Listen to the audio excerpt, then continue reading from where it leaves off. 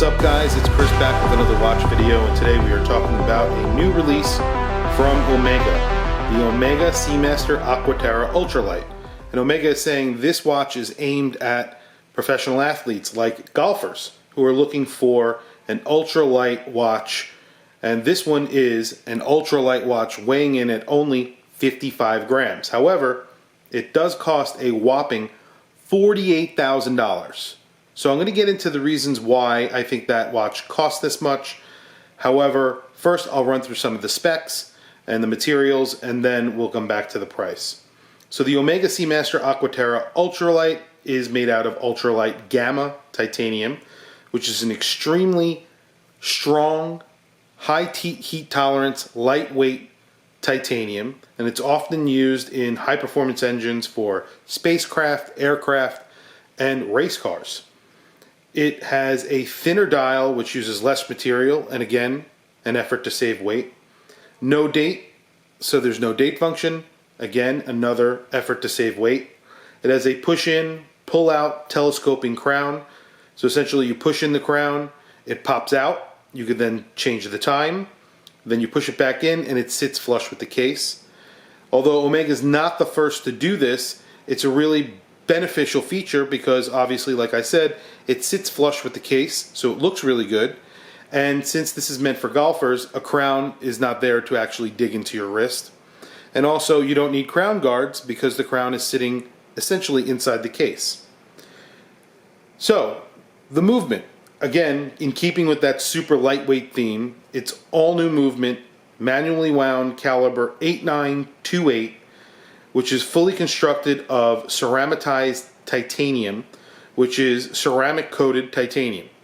It has a 5-year warranty, and it's anti-magnetic to 15,000 gauge, which is not that incredible since most Omegas are now anti-magnetic to 15,000 gauge, so this is just sort of average.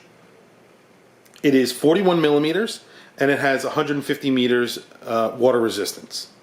So why do I think that Omega is doing something like this? Why are they making a watch like this? Where really, it reminds me of something that car makers do, like the NSX, the GT40, and the GT3 RS. Car makers produce these really amazing cars to display new technology and get a gauge of public interest in the designs and that technology and those new features that they introduce in these ultra high-end cars. So something like the GT3 RS, which is an ultra lightweight version of the GT3, which is already an amazing car. And really, this Aqua Terra Ultralight is a ultralight version of what is already an amazing watch. However, this does generate publicity for the brand, which is true. And really, for us, the average person probably will not buy this watch. However, the point of it is that now we have this amazing watch that they've made, and some of the technology, some of that design will eventually trickle down into their everyday watches. So that's the point.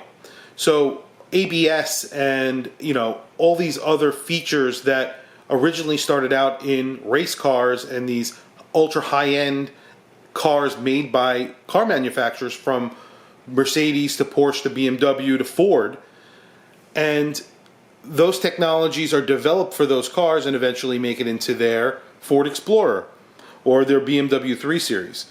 So essentially what we're hoping and what I think Omega is doing here, this is sort of their hyper watch, sort of like a hypercar or a sports car, and eventually these technologies and these design cues will make it into their everyday watch for the average consumer like you and me.